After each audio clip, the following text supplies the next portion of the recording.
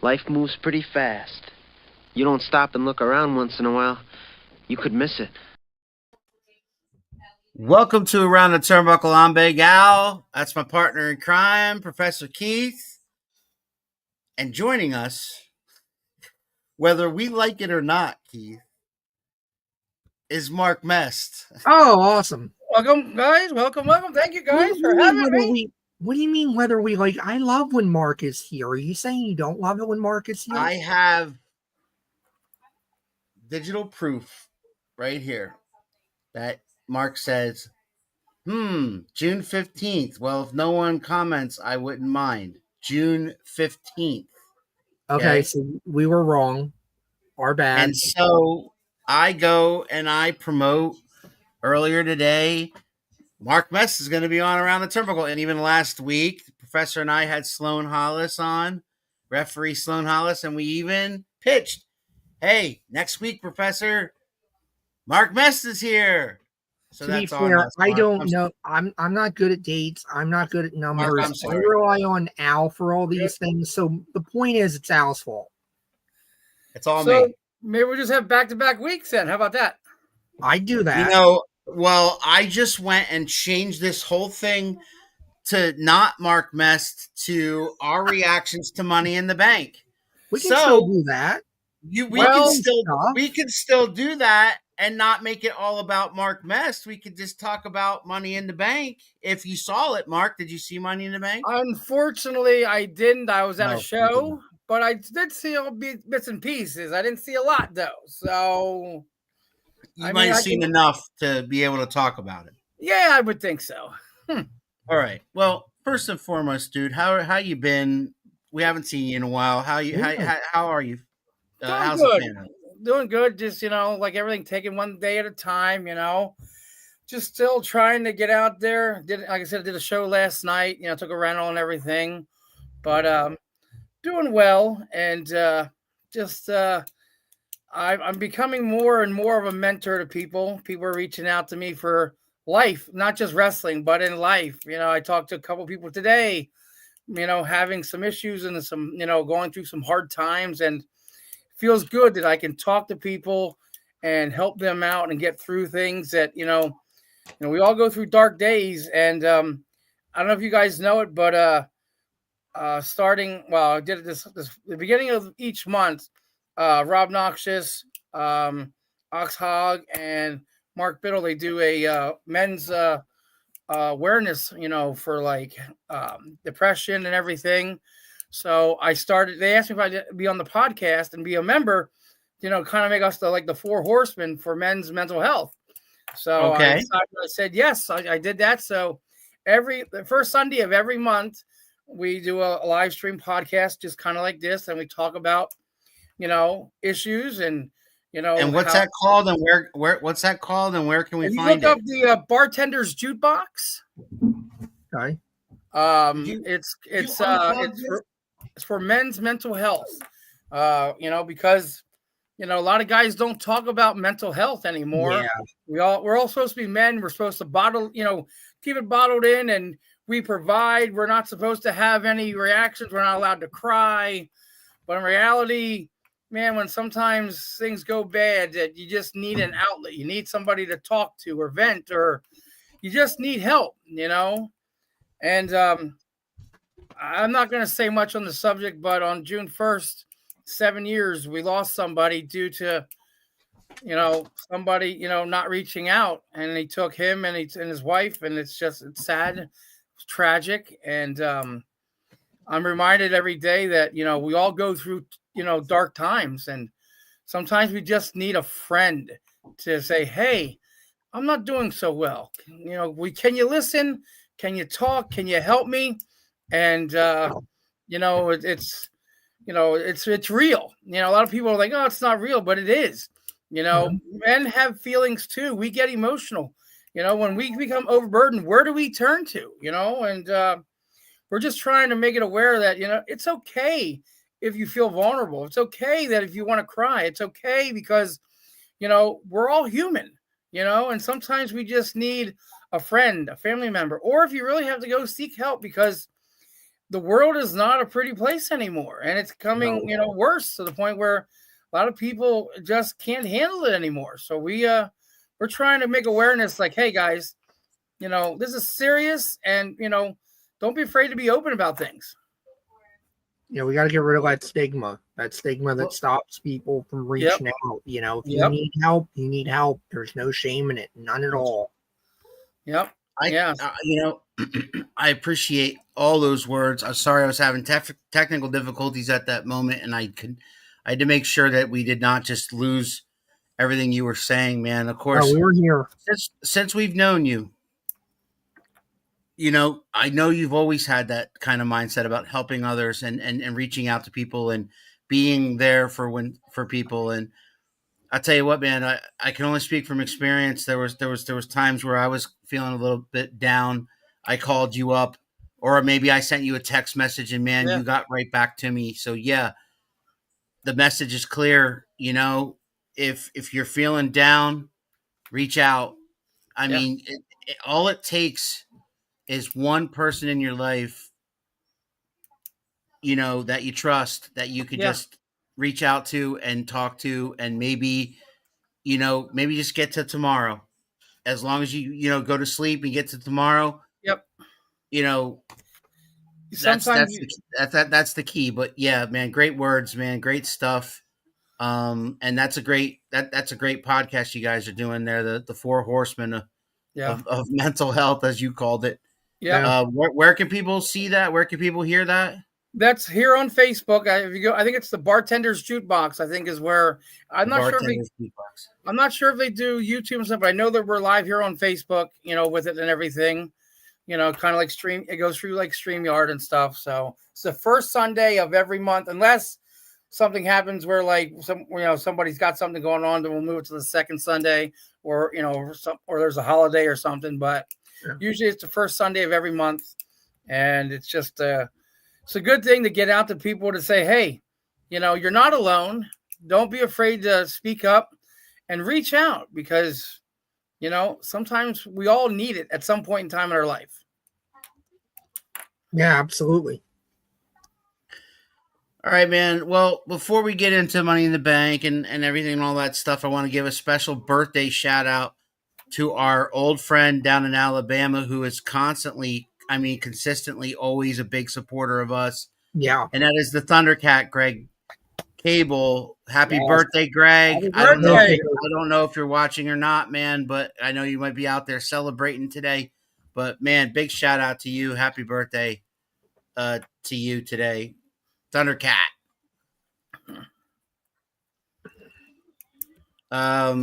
We have some breaking news. I was just talking to the professor, Mark, and I don't know if you're aware of it, but Kevin Kelly is starting another organization.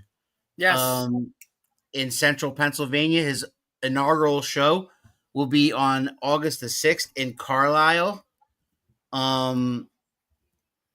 Not too much is known yet about who or what will be on that card. He did name a few things, but you can follow Kevin on Facebook for details. He's on Facebook, and he will update everybody on that big show in Carlisle on Saturday, August the 6th. That is THE Wrestling, which is Time Honored Excellence. Yep. I saw that. I did see that too a little bit. It looks like it could be very interesting on what's going to happen. So I'm looking forward to the details. Yeah, definitely. Yeah, it's good. I'm going to put that on the bottom there. I'm going to put this on the bottom of the screen for a few minutes while we're talking WWE. But guys, check out Kevin Kelly on Facebook and follow him. And if you follow him, you'll get updates on that big show on August 6th in Carlisle. THE. Professor and I, of course, have always been of the credo of support local wrestling. God, yes. So that's the reason why I'm bringing it up. I mean, it's right in our backyard here in Carlisle. We do both work for SWO and 3WA, and those are located in Central PA. So we'd be remiss if we didn't mention this. Kevin Kelly starting up another promotion here called time-honored excellence. So we're looking forward to see what happens with that. Mark, you said you were at a show recently. What was that show? Where was that at? It was in Sterling, New Jersey. It was for Coastal Championship Wrestling. They don't run a lot of shows. They run like maybe 2 to 3 shows a year. And we were at the one community center there last night. It was a decent show. Had only 6 matches, but the thing is, they were action-packed. The crowd was into it. Not a real big crowd, but the crowd there was really into it. They were loud. I've done a couple shows there before, and this is probably their best show yet. And they're talking about maybe going back like in October or maybe a little bit before. But Sterling's only probably a half an hour, 40 minutes from Allentown area. So it's not too far into Jersey. But it's Professor lives in Jersey. I was gonna say that's probably if it's about that, probably the same distance from where I am because I'm about a half an hour to 40 minutes from Allentown myself. Yeah, it's right off of 78. Actually, it's exit 36. Oh, okay. Exit 36 off of 78, and it's just like maybe 2 miles or so off of there. So it's not a. I was afraid I missed you in Palmerton, so I come up. So because you guys know how Facebook works, right? The more you stop on something, the more ads come up for that kind of thing.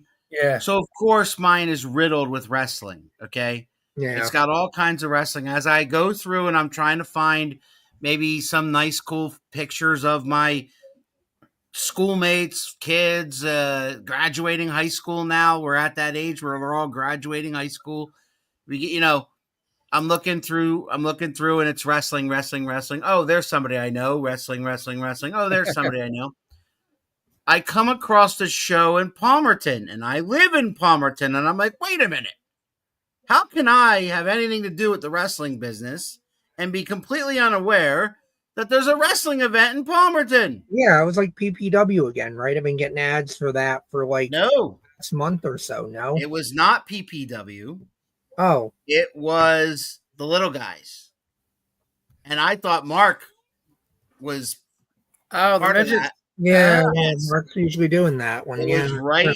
It was right down here on Kunkletown Road. I didn't hear about that. 5 minutes down from my house, at a local pub and inn and hotel. They had a great crowd. I heard. I saw some video on Facebook.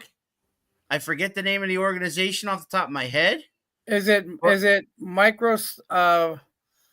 I don't know if it was Micro All Stars because that would have made that. It's called like maybe like Midget All Star. Now they changed it up a little bit. It used to be Micro Wrestling All Stars. Now it's. I mean, there are a couple midget companies there out there. So technically, it wasn't. My point is, technically, it wasn't in the boundary, the borders of Palmerton. Even though that bar, that tavern that it was at, has a Palmerton address. So technically I didn't miss a Palmerton event, but that would have been funny. If you get a chance to go, they're great. I mean, I saw a video. Now this is the worst part, and I don't mean to be mean, and I know Professor's going to chew me up when I say this, but remember, this was my wife talking, not me. I'm showing her a video of these guys wrestling, like a quick clip from the other night. They wrestled this past Saturday night. Yesterday. I think it was yesterday. It was either Friday night or Saturday night right here. Mm-hmm. And I'm showing her a clip, and she goes, wow, I didn't know there was that much room in that tavern for that kind of because if you look at it, you see a ring, you see wrestlers going at it, and you see about like 150, 200 people in there, right? Yeah. And they were enjoying it, and they were having a great time, and they were cheering and everything, right? I said, babe, it's a smaller ring, and it's smaller individuals. You do realize that, right? Like, it's not a 24 by 24 in there. Right. So, they usually use a 12 by 12 is what they use. Right. But if you look at it, and not if you didn't know it was little people, right, you would have thought it was, you know, full size grown men wrestling. Right. And they had a huge arena there. Right. So my wife was kind of thrown off by that. But then once she realized it was little guys, and she was like, okay, but My God. Anyway, yeah, right here in my backyard. So that's cool. My point is, independent wrestling's in your backyard. It's in your backyard. You just Look gotta it up. find it. Yeah, Just gotta find it, guys. And now the WWE's charging everybody, basically a mortgage payment to go to any of their shows at this point. Can we talk about that for a second, Professor? Because what I'm hearing through the grapevine and on the internet and things like that is that the reason why that they're at an all-time high in prices is that their TKO's in debt. Is that true? TKO's in debt, but this is the problem of people not understanding how business works. And look, I'm going to tell you too, I'm not telling you that I'm a business expert. I'm not in any way, shape, or form. I am not. I just read a lot of stuff about a lot of different other stuff. So I always say, like, I read a little bit about everything, and I'm an expert in nothing.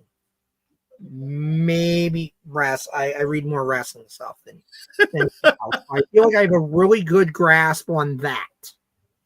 But a lot of other stuff is like, I can tell you an article I read somewhere and what that told me, but that does not mean that like I got an MBA or something.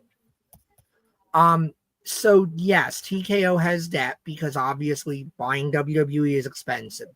They bought some other stuff, but somebody put this up on Facebook the other day because somebody was trying to make this argument like, oh, they have all this debt, so they're jacking up prices to drive the debt down.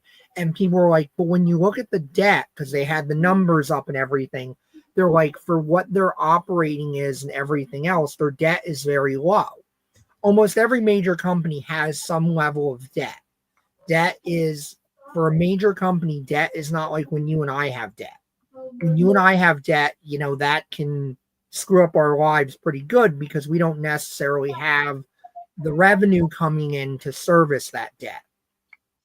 It's the same thing with kind of the country and everything. Like, yes, you should be worried about the federal government having a lot of debt, but at the same token, you can have these insane levels of debt and still have great credit or whatever because you have this commensurate level of revenue that comes in that services that debt.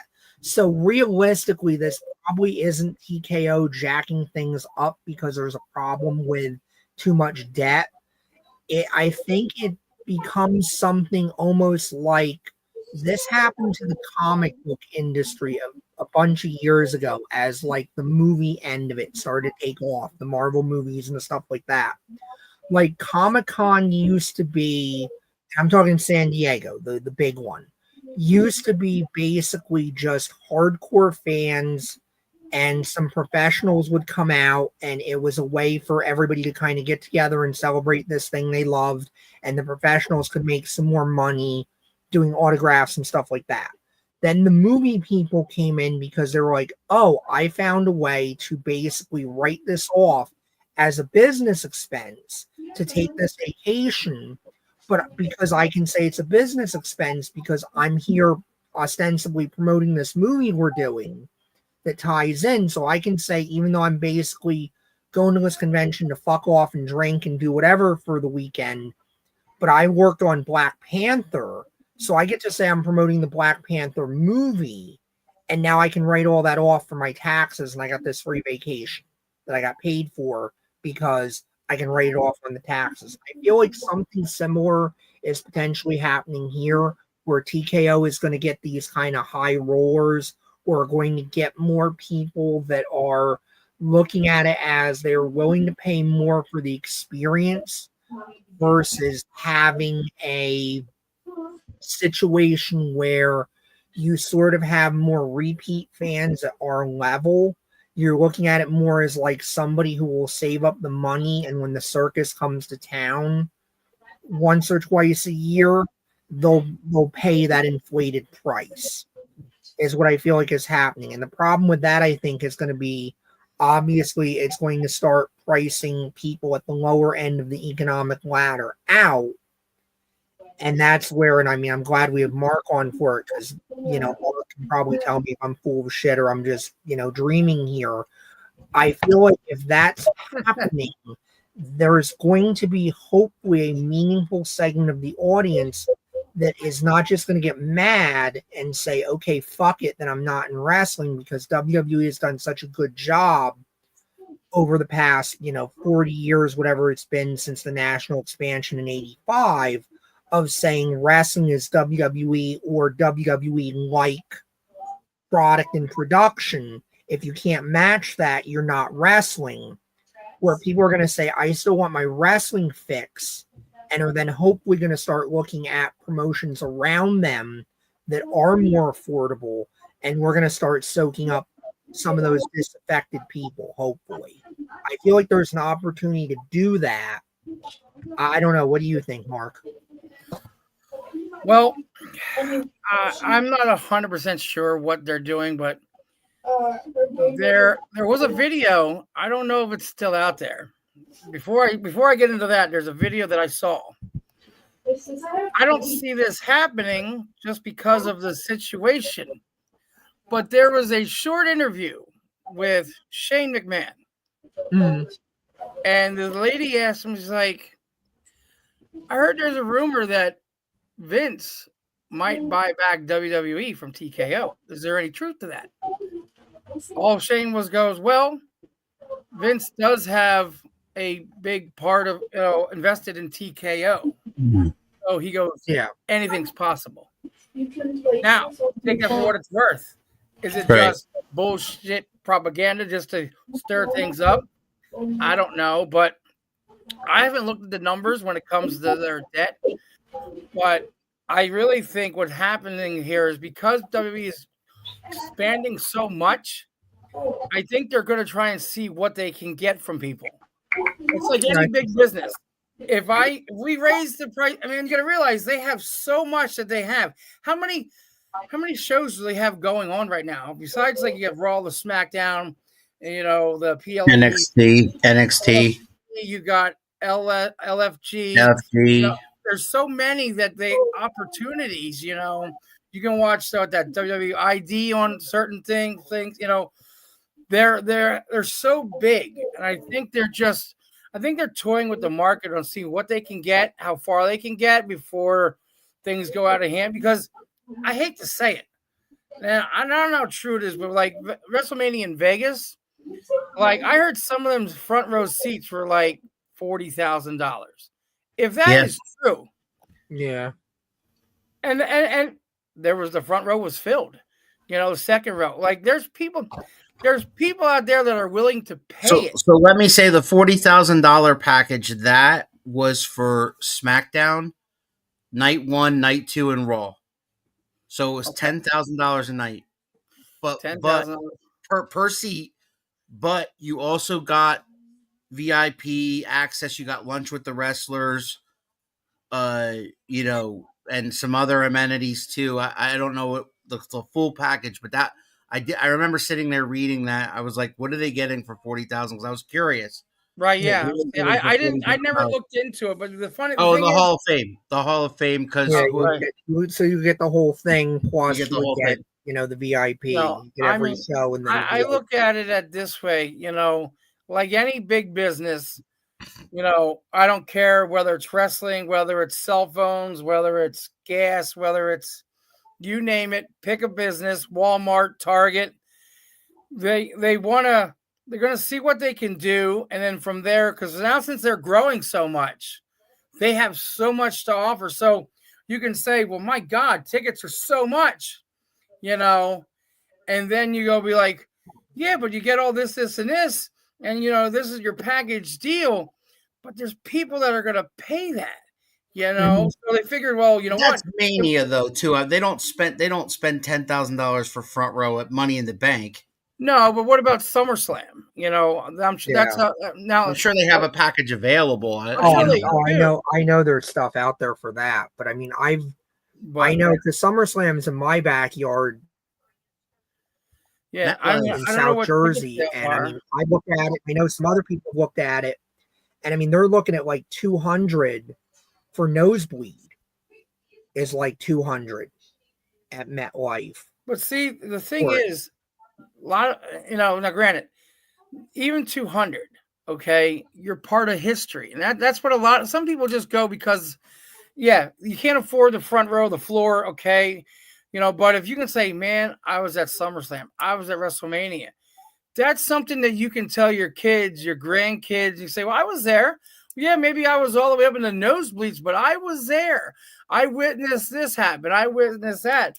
A lot of people like moments. They like to see, like, when you go to like all of the WrestleManias and something big happens, you can say, I was there. Yeah. And that's the thing. A lot of people are doing that. And I think because they want to be involved.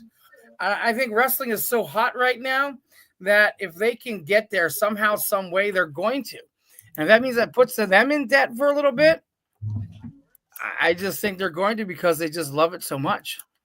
Thank you for the shout out, David. And he also says, hey, guys, I hope you guys are having a good evening. I hope you are. Happy birthday, sir. Yeah, happy birthday, brother. Happy birthday. The most expensive ticket at Money in the Bank this year in Inglewood, California, was $9,500. That's front row. And the least expensive ticket there was $285. Yeah. See. Now let me put that in perspective, because I've been to four WrestleManias, and at WrestleMania 40 in Philadelphia, I spent $300 for my tickets for each night. So I spent a total of $1,200. They weren't 2 night. Oh, you're talking about 40. I'm sorry. I'm thinking when I went. WrestleMania 40, $300 each night. I sat in the upper deck above the stage where the WrestleMania banner was, where they come out. I was behind that, up and freezing my ass off at Lincoln Financial Field. But it was $300 each night for me and my wife. So a total of $1,200 to see WrestleMania 40. When I went to WrestleMania 15 in the same city, WrestleMania 15, Philadelphia, right? 25 years ago. I paid $50 to see it at what's now I think it just changed names again to the Xfinity Mobile Center. Yeah. But the Wells Fargo Center, that's where I saw that building, where the Flyers and the Sixers play. That's where they had Mania 15. It wasn't in the stadium; it was in the arena, and I saw that for $50 because there's been many documentary footage. If you saw the latest one that they have out on Netflix, I think it's about behind the scenes of WrestleMania 9. It's called Becoming a Spectacle.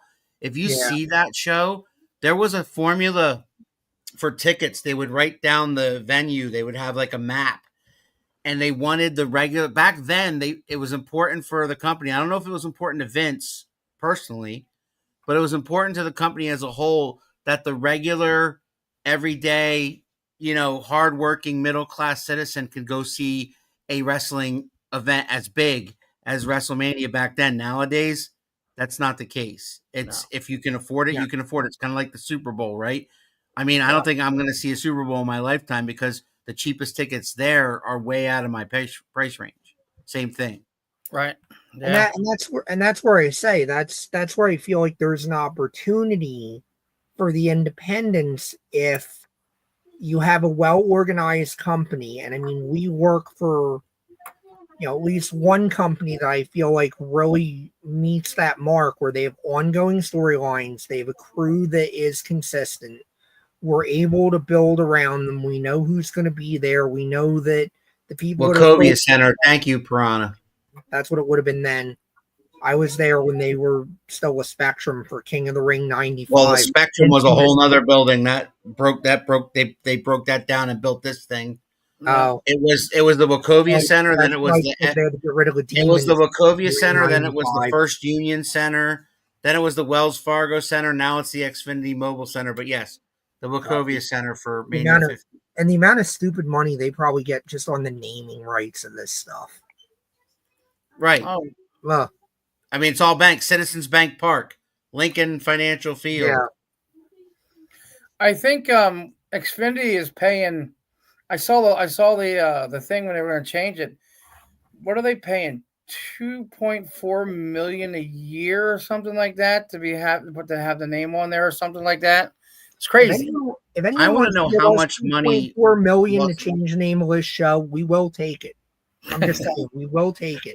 It I can be- want to know how much money It can be Las dumb and Vegas dumber. We don't care. We'll outbid. change our names too. Mark, I want to know how much money Las Vegas outbid New Orleans to bring Mania back next year. I heard it wasn't necessarily to an outbid in some cases, because I feel like that's going to become part of it too. Is they're going to look at media markets too, and they're going to start looking at where do they feel like there's enough tie-in from the city to do stuff. I don't think it's going to just be who gives us the most money anymore.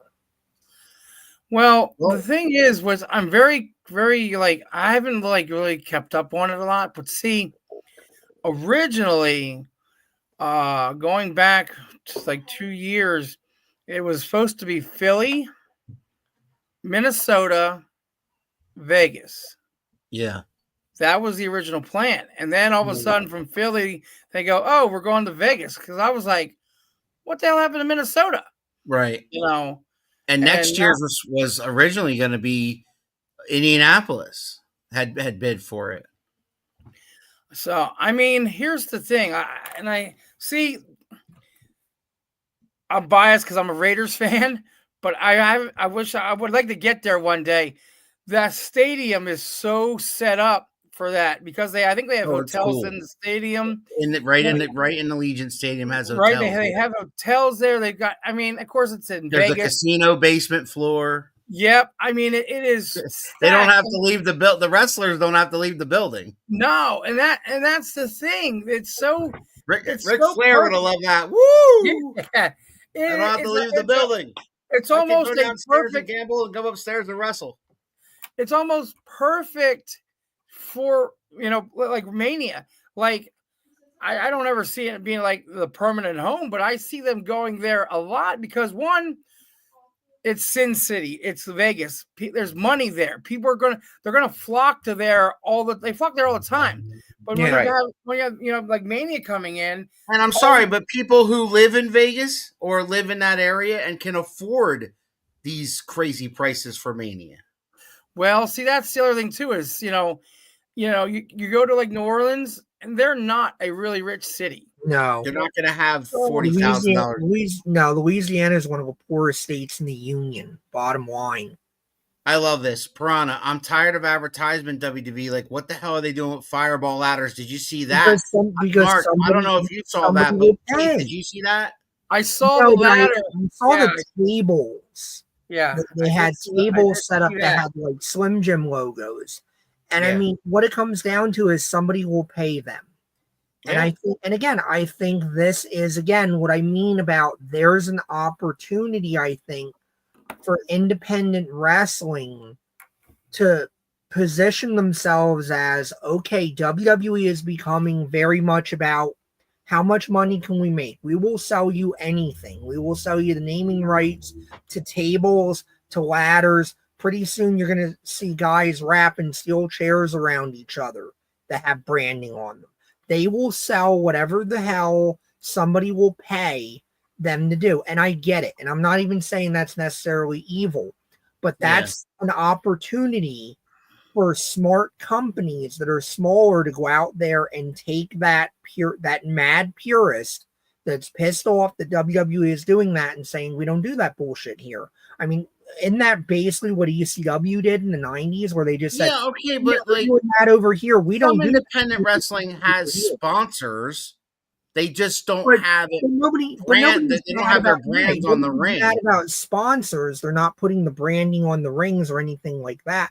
And I feel like only some of the smarter ones are having the sponsors, or the ones that can afford to do it anyway. But this is kind of my point, is that as people get angry at WWE and things that WWE does and get disenchanted, I feel like that's a moment for smarter, smaller companies to start saying, oh, you're mad at them and you live here? Come to our show. Because I feel like advertising between social media, YouTube, everything else, if you're smartly using these free resources that are out there, Yeah, I'm not saying you're going to become the next AEW or TNA or whatever, but you could probably have a nice little business kind of picking up these disenfranchised people. I feel like the opportunity is out there. Well, here's the problem with social media, and nobody kind of understands this because like everybody today, you watch everybody's like advertising Facebook, Instagram, whatever, Right. which is fine. But here's the problem, okay? If you're set, like for us, take us from the area, we're in the area, okay? You want to run a wrestling show. I'll put it on my Facebook page. Okay, great. I got, I don't know, I don't remember 4,300 followers or whatever it is, okay? The trouble is, how many of them are local? Yeah. Right. You know, I got wrestlers, I got fans, but how many are in the 50-mile or 100-mile radius that would be willing to come? Where you're going to show, right? Yeah. Do I have 50? Do I have 100? Do I have 200? Do I have 500? Right. That's the problem. It's great to advertise, but at the same time, if you're going to do that, you need to make sure that you become friends with or have people locally following you, businesses following you, friends, neighbors, whatever, following you. Because if not, the guy you're advertising down in, Florida, Texas, Minnesota, Cali, they're like, oh, you have a show. Yeah, I'm not coming. I'm not flying in or driving in because I can't afford to come in. Right. But the ones that are local, you can advertise. But you need to get a ton of people local on your social media, whether it's Instagram, Facebook, I don't care what it is, Snapchat. Because if you don't, you can advertise all you want. You're not going to draw just from social media. That's when the ground and pound's got to happen. You got to go to local businesses, put a flyer up here, put a poster up there, maybe sell some tickets, give out some free tickets, go to radio. So it was radio old school. You still have to do that until you can build up a base. Social media is great for all the bigger companies because they're everywhere. Hey, when you come to Philadelphia, hey, buy the tickets and come see Raw, come see SmackDown. Well, they will. But then, when they come to, North Carolina or they come to Ohio or they go to Michigan, they're all because they're advertising on their social media. Once they get there, they're going to sell the tickets where you got one spot. But it's just one spot. So anybody outside that, and I'll say 50-mile radius, you might get somebody a little further depending on how much they want to come and see a show. If you don't pinpoint for local, I think you're just wasting your time on social media. And I've seen that before where I don't understand what's wrong. I advertised on Facebook. I saw on Instagram. You can't just do just that unless you want local followers. And a lot of people don't, they forget about that or they don't know about it. And they just, and then they wonder why they get 50 people at a show because, only so many people have seen it on social media because nobody's local. Yeah, and I mean, what I'm talking about is something like SWO, for instance, because like SWO does a good job of like they do what you're saying locally. That's the ground and pound. SWO also has a media group that can put together a YouTube show. We do the commentary, we submit the commentary, they cut it, they turn the videos out really quick on YouTube within a week. So that's where, to me, I feel like that's where you got the secret sauce of then being able to say, hey, let's promote the YouTube show. So even if you're not local, you could watch the video. Maybe you like it. Maybe you subscribe. And then ultimately the YouTube can be built up. And I know it's a long, hard process to build. I agree. I mean, I believe that into a revenue stream. I which I know not everybody can do that either. I agree that, putting out, advertising, little commercials or like shows to get people interested. I agree 100%. But then at the same time, you're local, you as a local person, then you need to go, hey, go to our social media page, go to our YouTube page, go to, so you can get those followers.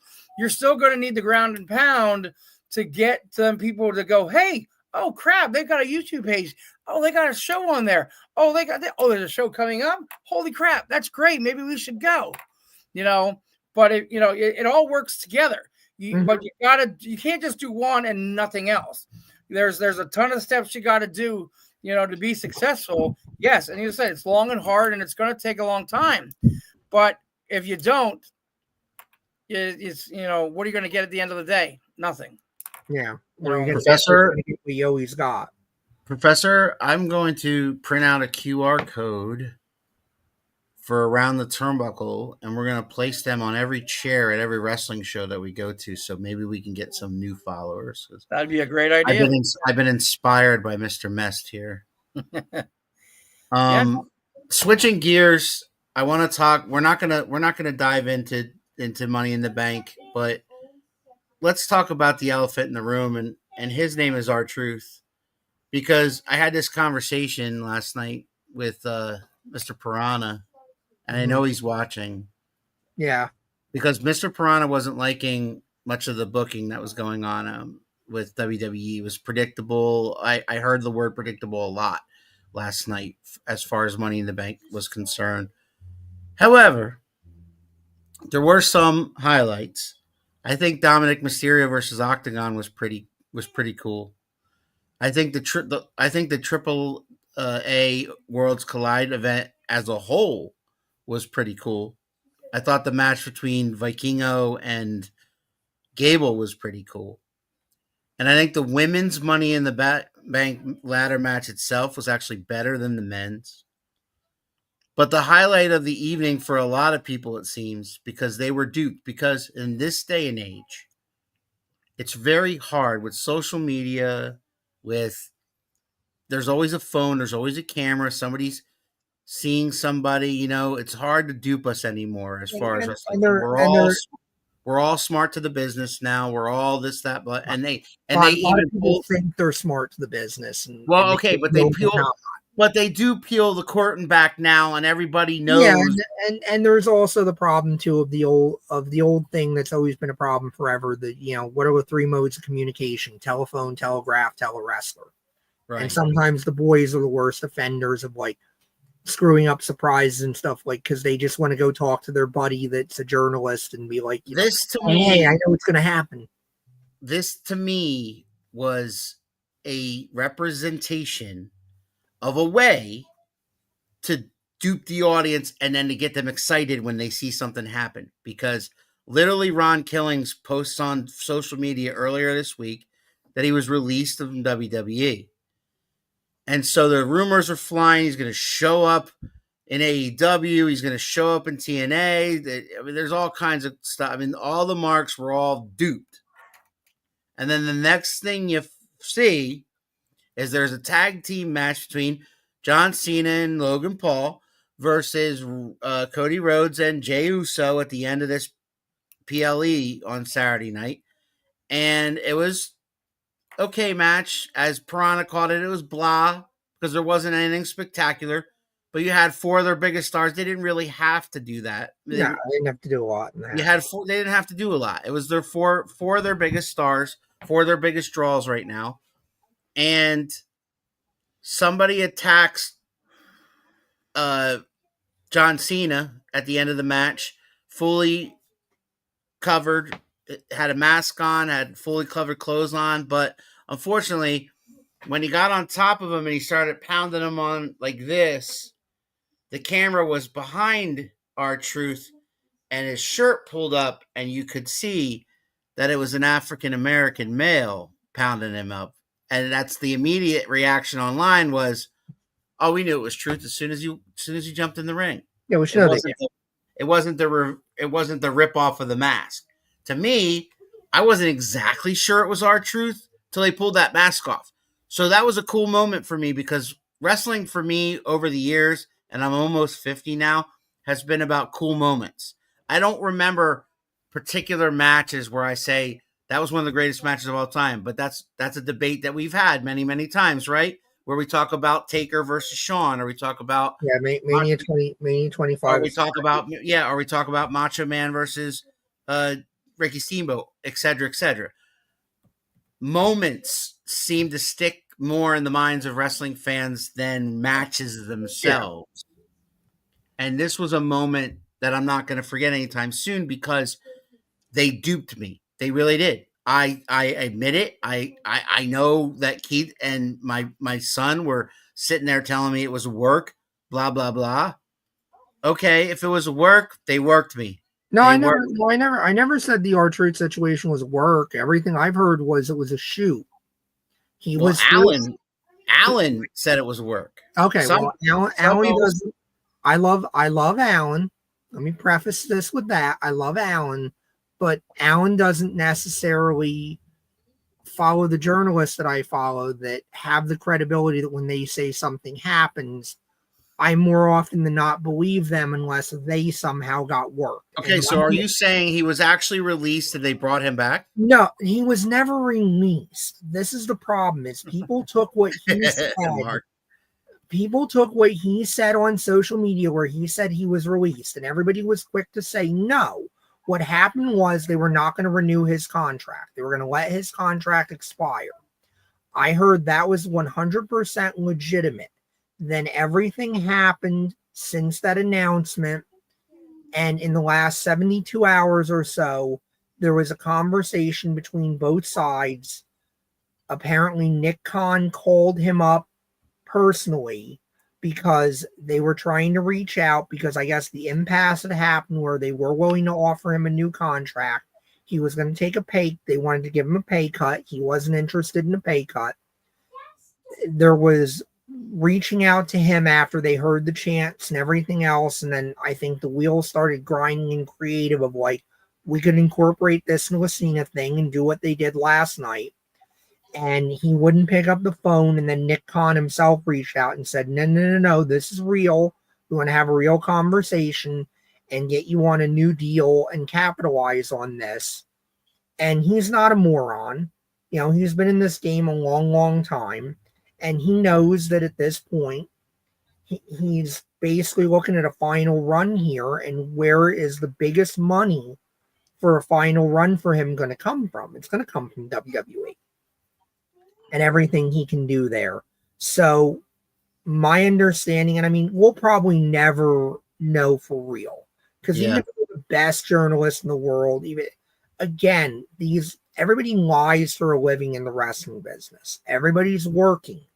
Everybody's constantly. So we're never going to know all the ins and outs. It's always going to be he said, she said, and what somebody told somebody. You know, I've been in the locker room long enough now that I've even had those moments where somebody will witness an event and I will get 3 or 4 different stories of what happened. And then it's who do I trust more? And that's what I go with. But I if I wasn't there, I don't truly know what happened. Mark, my understanding is this is one of those cases where there was an organic situation that came from this that has resulted in him getting a new deal and making some more money, and good on him. Yay. From everything I've heard, there's not a nicer, more deserving guy in the locker room. He deserves every penny. I don't know if Triple H is saying that it was a work. He made it sound like that, where he had a 5-word response at the press conference where he's like, all part of the show.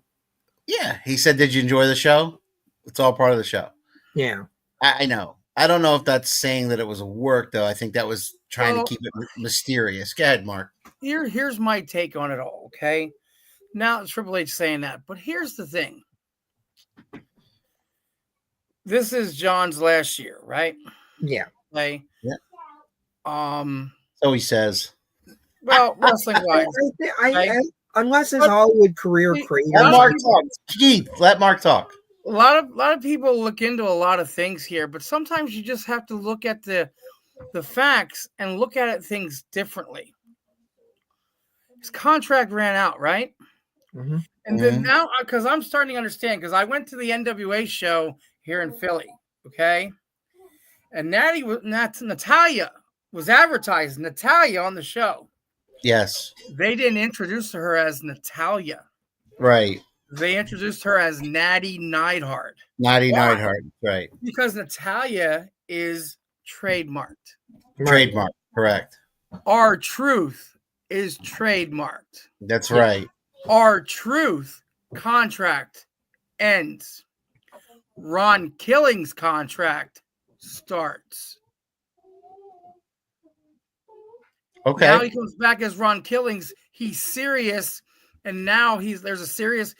and he'll get one, hopefully, and my guess is he'll get one title shot with Cena, a real title shot. Not like he was my best friend. Now I want to fight him. Yeah. Going to make him legit. Because our truth has been what? Funny, right? Mhm. He's always been funny. Ha ha, go. Comedy go. gimmick. Our truth now is done. Ron Killings is here. I'm serious. I want that world title. And I just laid out my childhood, wrestler that I loved. Hero. I loved him so much, but now I laid him out. Mm-hmm. I want the world title now. Our truth is now kind of off to the side because now Ron Killings is here for being serious. If he comes out on Monday Night Raw tomorrow rather, and cuts that exact promo, you're the first guy I'm texting. I mean, I look at it as his contract is up. Everything was legit. Yes, R-Truth's contract is up. Piranha likes that take. You just got me excited. Did you hear the booking come out in him, Keith? Yeah, Mark just booked it. Yeah, I mean, because if you think about it, okay, yeah, R-Truth, how do you get, R-Truth has been funny for years. So how do you get him out of that? Well, you have to get rid of the R-Truth name, Right. So, but you have Ron Killings, but Ron Killings, it's R-Truth is just a version of Ron Killings. Ron Killings, when he was other places, he was serious. He was champion. He was other places. Now Ron Killings is in WWE and he's serious. He wants a title shot. The only way to get that is now make a statement, because John Cena came after me. I'm coming after you, John. I hope somebody like Cole or Kathy Kelly or whoever does interviews calls him out in the ring. He comes out and they call him R-Truth and he corrects them. See, and that's my take on it, because if you think about it, they didn't lie, because Triple H is all part of the show. Yeah. Yes, R-Truth's contract was up, but Ron Killings got a new contract.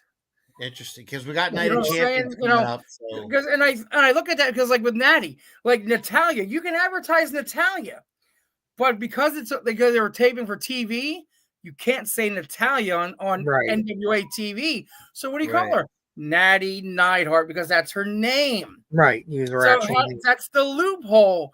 R-Truth is the gimmick, the contract under. Even though Ron Killings is his name, but the gimmick R-Truth is, that's the one that they've been using. But that contract is up. Now Ron Killings is now started. And I mean, I would like to see that. I don't know that.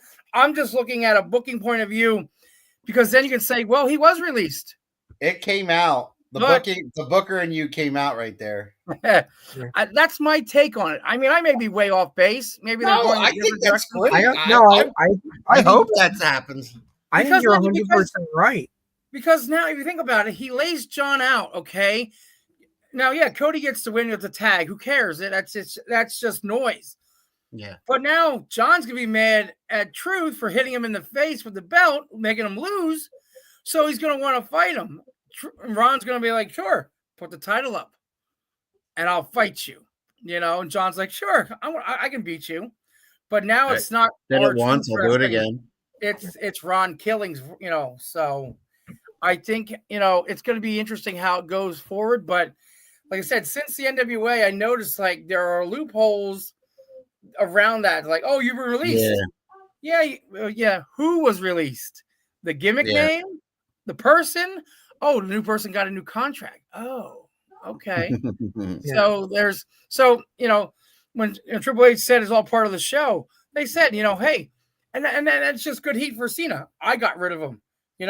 I told him he's gone. I wanted him gone. I got him gone. Ha ha. Yeah, you got R-Truth gone, but you didn't get rid of Ron Killings.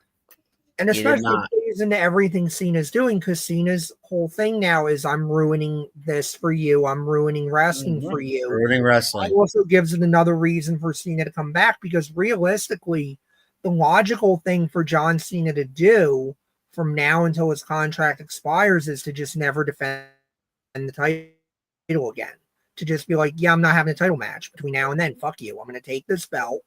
And I'm taking it with me, and there's no 30-day rule or any of that anymore. So I can just refuse any opponent So now this gives him this gives a logical reason for him to have a title match, because now he's personally pissed at Ron Killings, but Ron Killings won't give him what he wants without getting what he wants. Exactly. And then in the larger scheme of things, it helps too, because the logical endpoint of the story is at some point John Cena is going to lose to probably Cody Rhodes, because I'm sure they want the match where Cena officially passes the torch to Cody and says, okay, you're the guy now, and then Cena's babyface again.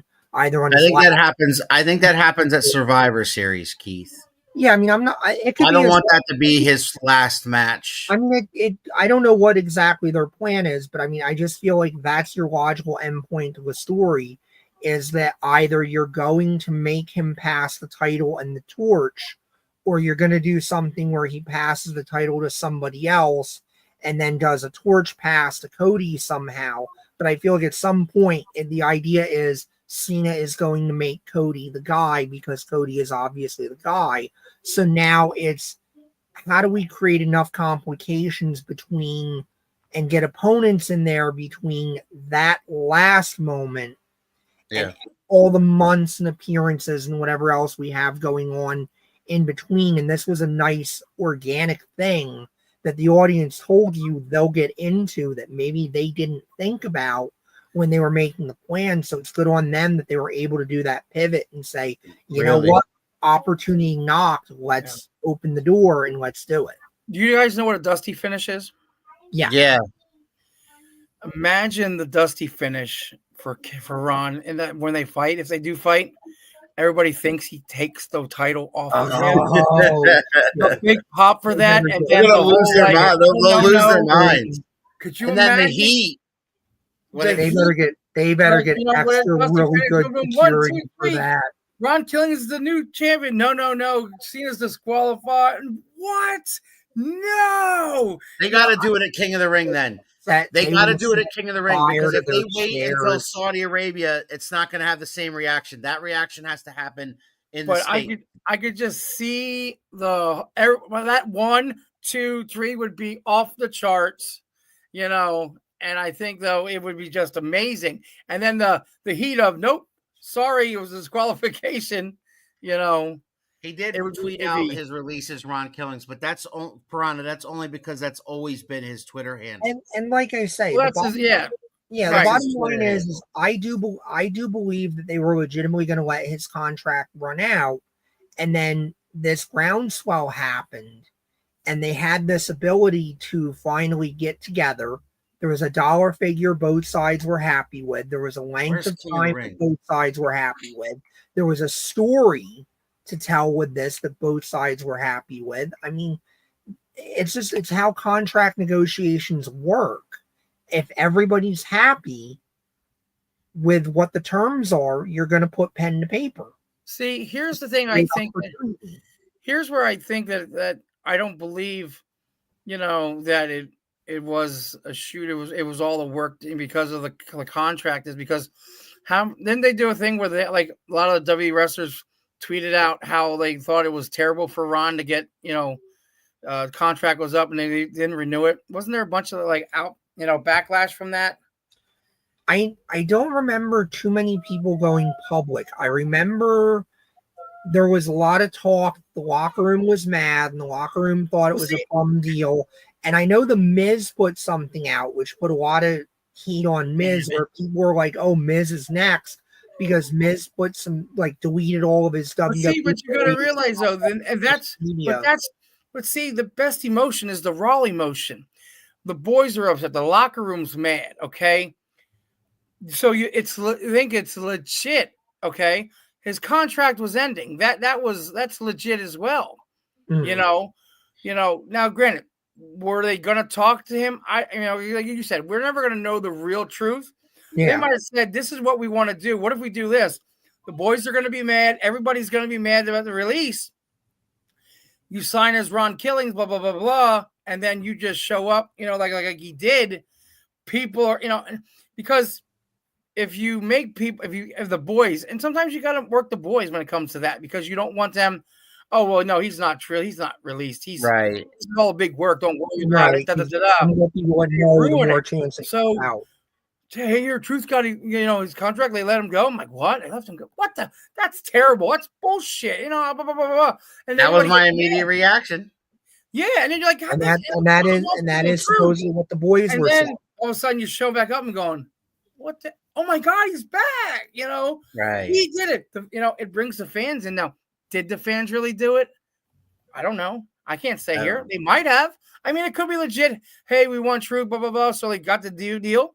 Or maybe that was their thing all along. I love the And booking idea, dude, though. I love the booking so it's idea hard of to having. say without being there, but I mean, we all can Yeah. speculate, Yeah. but Oh. I mean, But your speculation was damn near booking the whole damn program right there. So I mean, Well, it's, no, I guess but I it's mean, where it goes. goes. The My logical point way to is- go. my point is they have a couple of PLEs coming up, and the thing of the matter is they might want to hold that off until SummerSlam because the next PLE is Clash of Champions in Saudi Arabia, and that's June 28th. That's going to be the finals of the King of the Ring tournament. They announced this year that the winners of the King of the Ring tournaments get a championship match at SummerSlam of their choosing. Well, that's been the thing for the last year or so. I think. know, but right. But I'm just saying. So then they Ron could tie- Killings- they could tie it in that way. so then, You know, so Was that means Ron was Killings he can win injured King of the though? Ring. Okay, I mean, yeah, I he was gonna could. say, I'm not win, saying he couldn't, but I'm saying he could. but I'm saying, have they started? Because I've been paying attention. Have they start. No, the they start. tournament yet? So the first round starts Monday night. Okay, so he could get in then. Right. So I mean, so maybe Cena says no. I don't care. I'm not giving you a title shot. It's not Right. happening. All right. And He he goes goes, King of the okay, so I'll Ring. just go out and earn it. Yeah, go out and earn it, and then bang, then you set up SummerSlam. Yeah, Because my point is that match cannot take place in Saudi Arabia. Right. If they have that match again, that has to take place here in the States, and SummerSlam is in Jersey, so that would work. they make a lot, but they make a lot of money from Saudi Arabia too. Which is They why- do, but they're not which going to is get why John they- Cena versus R-Truth. They absolutely might. They get everything is about money. Money talks. Maybe they get will. a lot of money from the Saudis. The other thing too is this is hot right now. And I mean, I'm not saying I'm an expert that I know. I'm sure Mark would have more insight than me. And I think you're right. and- I think you're and what when you're about to when say. you should do it. It's But I hot mean, right I feel like there's a risk of if you wait too long and you make Yeah. people wait too long to get it, and then now. Like you first get week of there, August. and then you get there, and then people are like, "Yeah, I was into this in June, but you've done all this stuff in between that I don't want it now." Right. That's always the tricky thing. Like you have to know exactly when to strike, and that. All right, can be- guys, it's 10 after 8. All right. wow. We're going to continue this conversation next week. Yeah. I got to get my kids off to bed. They got school tomorrow. 2 more days left in school in Palmerton. Most Yeah. places are out of school. Right. So all you kids out there, I hope you have a great summer vacation. In the meantime, Mark Mest will be back next week to Yes, I continue will. this conversation. That's talk probably where about we should pick it up right there. Is like when is that right appropriate time to take a hot feud and like have the match and strike on it? We will continue this conversation next week with Mark Mest. The Mhm. professor and I will be at SWO on the 21st. Yep. Yep. I had those up. I did have those up on the bottom of your screen there. SWO out of time is Saturday, June 21st in Seven Valleys. Doors open at 6. 3WA Live is Saturday, June 28th in Quakertown at the Q Mart. Doors also open at 6. Professor and I will both have the call on both of those events. For SWO tickets, visit swoprowrestling.org. For 3WA tickets, call 445-243-3034. Also, we did break the news that Kevin Kelly is starting up his own new professional wrestling organization in Central PA. It's going to start on Saturday, August the 6th in Carlisle, PA. Follow Kevin Kelly for details on all social medias, especially Facebook, for THE Wrestling. So check that out. Mark Mest, we'll talk more about your podcast, and we'll talk more about all that stuff next week. Yep. We got to get that. We got to get the hell out of here. But thank you so much for popping on. It was my mistake. You were supposed to be our guest on the 15th. Yeah, I was like, oh crap! I'm like, thank you so much for doing double duty, and I really, really loved your take on the R-Truth thing, man. I really hope that happens, because if that does happen, I'm calling you up. If Ron Killing shows up on Raw, it makes the most sense. Yeah. that would be great. That'd be great. Thank you, Piranha. Happy birthday, Greg Thundercat, for the professor and the one and only, and thank God for that, Mean Mark Best. This has been Around the Turnbuckle. You think you know me? Oh, yeah! If you smile!